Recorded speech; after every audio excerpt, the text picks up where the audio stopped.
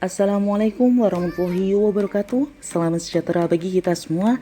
Om Swastiastu, Namo Buddhaya, salam kebajikan. Selamat siang teman-teman, kami dari kelompok 12 yang beranggotakan yang pertama Muhammad yang Putra Patrama, yang kedua Rizky Agustia Wulansari, yang ketiga Rizky Nur Fauzia, dan yang keempat yaitu Olivia Inge Pradita. Pada kesempatan kali ini kelompok 12 akan membahas sistem pemberian kompensasi. Materi sistem pemberian kompensasi yang terdiri dari yang pertama, pengertian kompensasi, yang kedua, tujuan sistem kompensasi, yang ketiga, kebijaksanaan dan sistem kompensasi, yang keempat, faktor-faktor yang mempengaruhi sistem kompensasi, yang kelima, komponen program pemberian kompensasi, yang keenam, kriteria pemberian kompensasi, dan yang ketujuh yaitu kompensasi pelengkap. Pengertian kompensasi menurut Hasibuan adalah semua pendapatan yang berbentuk uang, barang langsung atau tidak langsung yang diterima karyawan sebagai imbalan atas jasa yang diberikan kepada perusahaan. Menurut Undang-Undang Kecelakaan tahun 1974 nomor 33 pasal 7 ayat A dan B, upah adalah ayat A, tiap-tiap pembayaran berupa uang yang diterima oleh buruh sebagai ganti pekerjaan. Ayat B, perumahan makan, bahan makanan, dan pakaian dengan percuma yang nilainya ditaksir menurut harga umum di tempat itu. Kompensasi adalah segala sesuatu yang diterima oleh karyawan sebagai balas jasa untuk kerja atau pengabdian mereka. Dalam suatu organisasi, masalah kompensasi merupakan hal yang sangat kompleks. Namun paling penting bagi karyawan maupun organisasi itu sendiri. Pemberian kompensasi kepada karyawan harus mempunyai dasar yang logis dan rasional. Namun demikian, faktor-faktor emosional dan kemanusiaan tidak boleh diabaikan. Besar kecilnya kompensasi dapat mempengaruhi prestasi kerja, motivasi, dan kepuasan kerja karyawan. Apabila kompensasi diberikan secara tepat dan benar, para karyawan akan memperoleh kepuasan kerja dan termotivasi untuk mencapai tujuan-tujuan organisasi. Kompensasi bukan hanya penting untuk karyawan saja, melainkan juga penting untuk organisasi itu sendiri, karena program kompensasi adalah upaya organisasi untuk mempertahankan SDM. Bila tidak memperhatikan dengan baik tentang kompensasi bagi karyawannya, tidak mustahil organisasi lambat laun akan kehilangan SDM yang berkualitas tinggi. Hal ini berarti harus mengeluarkan biaya lagi untuk mencari tenaga kerja baru atau melatih tenaga kerja yang sudah ada untuk menggantikan karyawan yang keluar. Beranjak pembahasan kedua yaitu tujuan sistem kompensasi. Pemberian kompensasi dalam organisasi harus diatur sehingga dapat menciptakan sistem yang baik bagi organisasi. Dengan sistem yang baik ini akan dicapai tujuan-tujuan antara lain sebagai berikut. Yang pertama, menghargai prestasi kerja. Dengan pemberian kompensasi yang memadai adalah suatu penghargaan organisasi terhadap prestasi kerja para karyawannya. Yang kedua, menjamin keadilan. Dengan adanya sistem kompensasi yang baik akan menjamin terjadinya keadilan di antara para karyawan dalam organisasi. Yang ketiga, mempertahankan karyawan. Dengan sistem kompensasi yang baik, para karyawan akan betah atau bertahan bekerja pada organisasi tersebut. Yang keempat, memperoleh karyawan bermutu. Dengan sistem kompensasi yang baik akan lebih banyak menarik calon karyawan.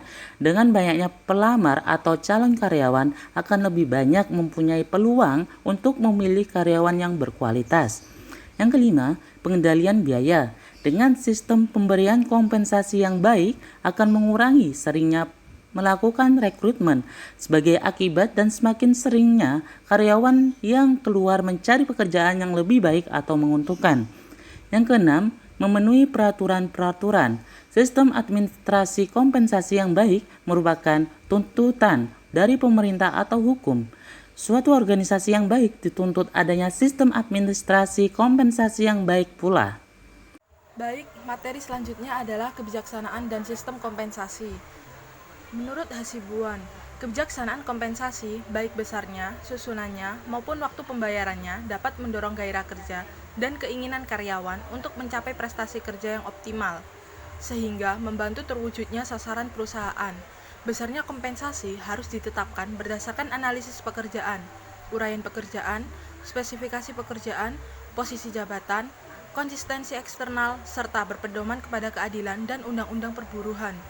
Dengan kebijaksanaan ini, diharapkan akan terbina kerjasama yang serasi dan memberikan kepuasan kepada semua pihak. Sistem pembayaran kompensasi yang umum diterapkan adalah sistem waktu, sistem hasil atau output, dan sistem borongan. Yang pertama, sistem waktu. Dalam sistem waktu, besarnya kompensasi, yakni gaji atau upah, ditetapkan berdasarkan standar waktu seperti jam, minggu, atau bulan. Kebaikan sistem kerja waktu adalah administrasi pengupahannya mudah dan besarnya kompensasi yang akan dibayarkan secara tetap. Namun, kelemahan sistem waktu adalah didasarkan pada lamanya bekerja, bukan pada prestasi dalam bekerja. Yang kedua, sistem hasil atau output. Dalam sistem hasil, besarnya upah didasarkan pada kesatuan unit yang dihasilkan pekerja, seperti per potong, per meter, per liter, dan per kilogramnya. Dalam kebaikan dari sistem ini memberikan kesempatan kepada karyawan yang bekerja bersungguh-sungguh serta berprestasi baik akan memperoleh balas jasa yang lebih besar.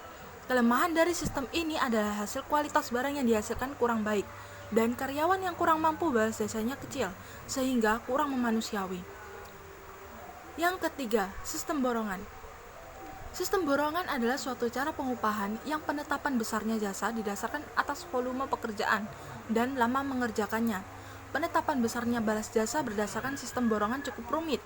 Pekerja bisa mendapat balas jasa lebih besar atau lebih kecil, itu tergantung atas kecermatan kalkulasi mereka.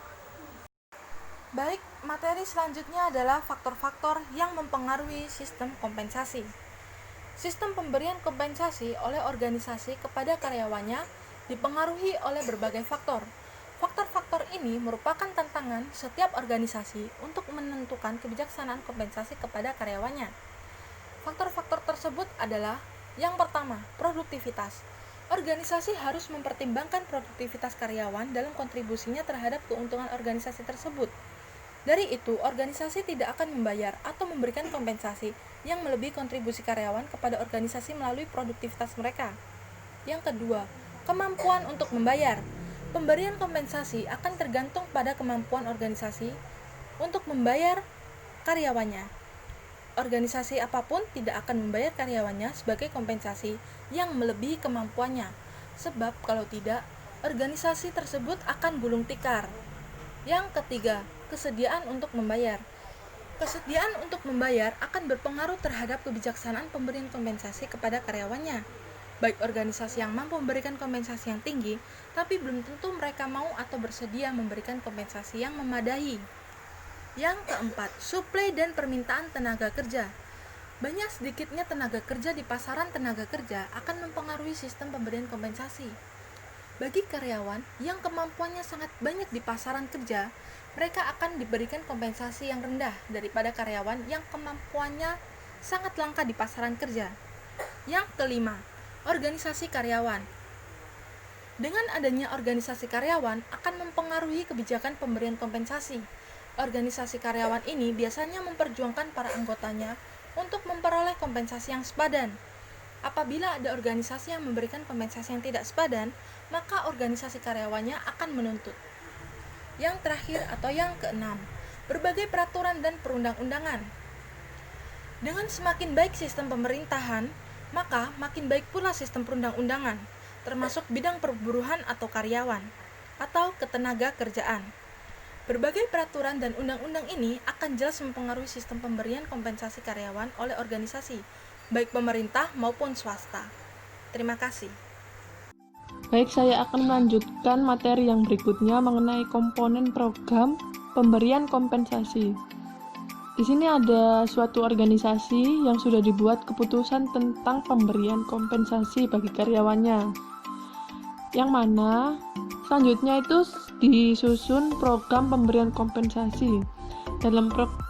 Dalam program ini mencakup sekurangnya 8 komponen, di antara lain: yang pertama, ada organisasi administrasi pemberian kompensasi, yaitu suatu organisasi, terutama organisasi yang sudah besar, organisasiannya dan administrasinya. Pemberian kompensasi ini sangat diperlukan, sebab pemberian kompensasi bukanlah sekedar pembagian upah atau gaji kepada karyawan saja, melainkan harus memperhitungkan kemampuan organisasi serta produktivitas karyawan, serta aspek lainnya yang berhubungan dengan itu. Dan yang kedua, mengenai metode pemberian kompensasi ini, pada umumnya ada 3 cara dalam pemberian kompensasi, yaitu yang pertama, mengenai pemberian kompensasi berdasarkan satu jangka waktu tertentu, dan yang kedua, pemberian upah dan gaji berdasarkan satuan produksi yang dihasilkan, dan yang ketiga, kombinasi dari kedua cara tersebut tadi. Dan pimpinan organisasi harus menganalisis secara mendalam mengenai cara-cara pemberian kompensasi ini agar dapat menentukan cara pembagian kompensasi secara tepat. Dan yang ketiga ada struktur kompensasi. Struktur kompensasi ini adalah menganut paham keadilan, yang mana ini bukan berarti kompensasi sama rata bagi tiap karyawan, tapi setiap karyawan akan memperoleh kompensasi sesuai dengan tanggung jawab pekerjaannya. Dan selanjutnya ada yang keempat, ada program pemberian kompensasi sebagai perangsang kerja, yang mana merupakan cara untuk merangsang dan meningkatkan kegairahan kerja. Ini yang dimaksud sebagai semangat dalam bekerja. Bahasa istilahnya seperti itu. Dengan kompensasi ini para karyawan akan sadar bahwa kegairahan kerja akan mendatangkan keuntungan, bukan saja untuk organisasi, melainkan juga untuk diri sendiri dan keluarganya. Ya, bisa dibilang mereka ketika semangat bekerja akan mendapatkan feedback dari usahanya masing-masing, seperti itu. Dan yang kelima, tambahan sumber pendapatan bagi karyawan, yaitu dengan tambahan program kompensasi yang baik, bukan saja memperoleh upah atau gaji yang rutin, melainkan juga memperoleh tambahan sumber pendapatan selain upah atau gaji tersebut.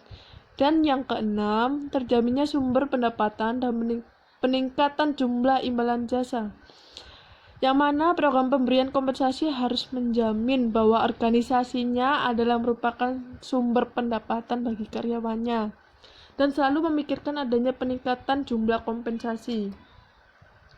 Yang ketujuh, kompensasi bagi kelompok manajerial, yang mana pimpinan atau manajer dalam suatu organisasi itu merupakan kelompok yang harus bertanggung jawab mati hidupnya organisasi atau berkembang tidaknya organisasi. Jadi semua itu tanggung jawabnya dari atas sampai bawah itu pimpinan atau manajer.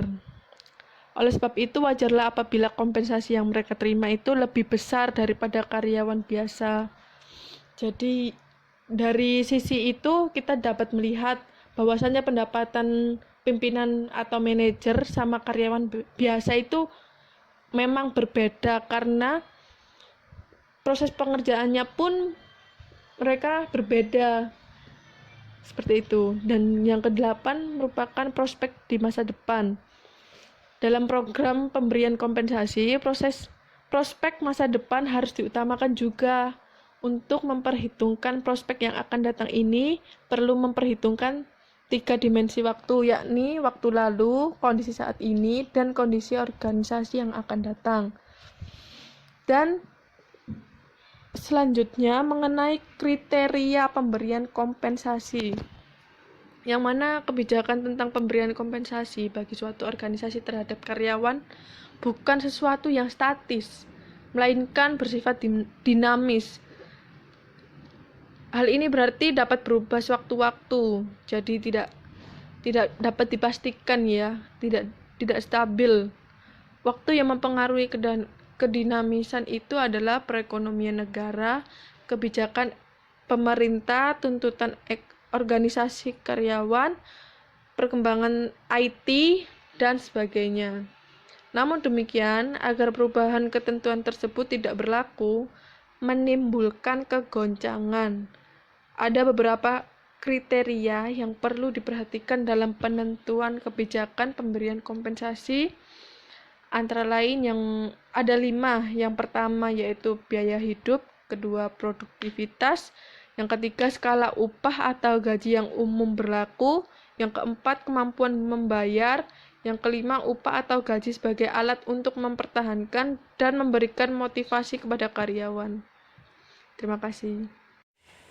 Kompensasi pelengkap. Kompensasi langsung dikaitkan dengan prestasi dan hasil kerja para karyawan. Di samping kompensasi langsung, beberapa organisasi mengembangkan program kompensasi tidak langsung. Yang dimaksud dengan pemberian kompensasi tidak langsung adalah pemberian kompensasi yang tidak dikaitkan dengan prestasi kerja para karyawan. Kompensasi ini disebut juga dengan kompensasi pelengkap, karena berfungsi sebagai pelengkap kompensasi yang telah diterima oleh karyawan melalui upah atau gaji. Alasan lain pentingnya pengembangan kompensasi pelengkap adalah 1. Adanya organisasi karyawan yang semakin kritis untuk menuntut hak mereka sebagai pekerja atau karyawan. 2. Persaingan yang semakin ketat di antara para organisasi sehingga untuk mempertahankan karyawan yang berprestasi menuntut adanya kompensasi pelengkap ini. 3. Kenaikan biaya hidup sebagai akibat dari perkembangan lingkungan ekonomi akan menuntut adanya pemberian kompensasi pelengkap. 4. Dikeluarkannya peraturan-peraturan atau perundang-undangan oleh pemerintah yang mengatur kesejahteraan buruh atau karyawan akan menuntut organisasi itu untuk menyesuaikan diri. Kompensasi pelengkap ini bukan saja bermanfaat bagi karyawan, akan juga mempunyai pengaruh positif secara tidak langsung kepada organisasi yang bersangkutan. Keuntungan tersebut antara lain: 1. Meningkatkan semangat kerja dan kesetiaan para karyawan terhadap organisasi. 2. Menurunkan jumlah absensi para karyawan dan menurunkan perputaran kerja atau job rotation. 3. Mengurangi pengaruh organisasi karyawan terhadap kegiatan organisasi. 4. Meminimalkan biaya-biaya kerja lembur yang berarti mengefektifkan prestasi kinerja karyawan. 5. Mengurangi adanya intervensi pemerintah dalam rangka penyelenggaraan kesejahteraan karyawan. Dalam pemberian kompensasi pelengkap ini ada 4 kategori, yakni 1. Pembayaran upah untuk waktu tidak kerja atau range of benefits. Range of benefits dimaksudkan karyawan akan tetap memperoleh kompensasi atau pembayaran, walaupun dalam periode tertentu mereka tidak bekerja. Range of benefits ini mencakup A. Istilah periode makan dan periode waktu ganti pakaian tetap memperoleh kompensasi dengan tidak memotong upah atau gaji mereka. B. Hari-hari sakit sehingga karyawan tidak masuk kerja pun tetap memperoleh kompensasi. C. Liburan dan cuti di mana karyawan tidak bekerja tetap menerima kompensasi. D. Alasan-alasan lain di mana karyawan tidak masuk kerja karena alasan lain, misalnya ada musibah dalam keluarga yang tidak dapat ditinggalkan, masih tetap menerima kompensasi. 2. Perlindungan ekonomis terhadap bahaya. Organisasi yang sudah besar memberikan kompensasi kepada karyawan dalam bentuk perlindungan asuransi kecelakaan dan sebagainya. Keuntungan tersebut dimaksud untuk menjamin penghasilan karyawan sebelum dan sesudah pensiun. 3. Program-program pelayanan. Pada umumnya, program pelayanan karyawan ini bersifat pelayanan fasilitas yang dilakukan secara normal untuk karyawan sendiri atau dengan keluarganya. Kemudian, pihak organisasi menyediakan fasilitas dan bantuan lainnya. Kegiatan ini mencakup A. Program-program rekreasi, B. Kafetaria, C. Perumahan, D. Beasiswa pendidikan, E. Pelayanan konseling, F. Pelayanan-pelayanan lain yang belum termasuk dalam pelayanan di atas, misalnya pemberian pakaian seragam, pemberian bonus, dan sebagainya. 4. Pembayaran kompensasi berdasarkan peraturan atau hukum yang berlaku. Dalam hal kesejahteraan para karyawan di setiap organisasi, baik pemerintah maupun swasta, mempunyai peraturan yang harus dianut oleh setiap organisasi tersebut. Misalnya, pemberian kompensasi bagi karyawan yang menderita cacat akibat kerja, pemberian cuti hamil bagi karyawan wanita, dan sebagainya. Kesimpulan, program kompensasi adalah upaya organisasi untuk mempertahankan SDM atau sumber daya manusia. Bila tidak memperhatikan dengan baik tentang kompensasi bagi karyawannya, tidak mustahil organisasi lambat laun akan kehilangan SDM yang berkualitas tinggi. Hal ini berarti harus mengeluarkan biaya lagi untuk mencari tenaga baru atau melatih tenaga kerja yang sudah ada untuk menggantikan karyawan yang keluar.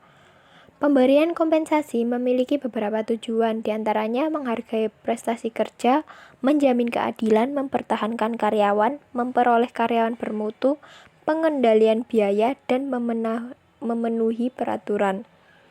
Beberapa kriteria yang harus diperhatikan dalam pemberian kompensasi yaitu biaya, produktivitas, skala upah atau gaji yang umum berlaku, kemampuan membayar, dan upah atau gaji sebagai alat untuk mempertahankan dan memberikan motivasi. Kompensasi langsung dikaitkan dengan prestasi dan hasil kerja para karyawan. Di samping kompensasi langsung, beberapa organisasi mengembangkan program kompensasi tidak langsung. Yang dimaksud dengan pemberian kompensasi tidak langsung adalah pemberian kompensasi yang tidak dikaitkan dengan prestasi kerja para karyawan. Kompensasi ini disebut juga kompensasi pelengkap. Demikian presentasi dari kelompok kami. Mohon maaf jika terjadi banyak kesalahan dalam penulisan atau pengucapan.